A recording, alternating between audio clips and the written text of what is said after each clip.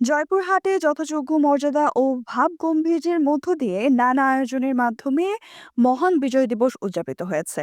16 December মঙ্গলবার সূর্যোদয়ের সঙ্গে সঙ্গে 31 বার তপধ্বনির মাধ্যমে বিজয় দিবসের আনুষ্ঠানিক কার্যক্রমের সূচনা হয়।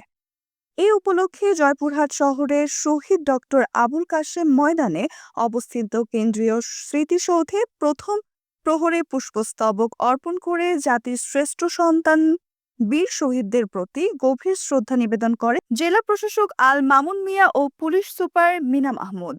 এ সময় আরও শ্রদ্ধা নিবেদন করেন অতিরিক্ত জেলা প্রশাসক জেসমিন নাহার, জেলা বিএনপির আহ্বায়ক গোলজার হোসেন, সিনিয়র যুগ্ম আহ্বায়ক মাসুদ রানা, প্রধান যুগ্ম আহ্বায়ক এম ওয়াহাব সহ জেলা মুক্তিযোদ্ধা সংসদের সদস্যবৃন্দ। পাশাপাশি সরকারি বিভিন্ন দপ্তরের কর্মকর্তা, সামাজিক, রাজনৈতিক ও সাংস্কৃতিক সংগঠনের নেতৃবৃন্দরা স্মৃতিসৌধে ফুল দিয়ে শহীদদের স্মরণ করেন। Nusrat Jahan, এফবিএন news desk.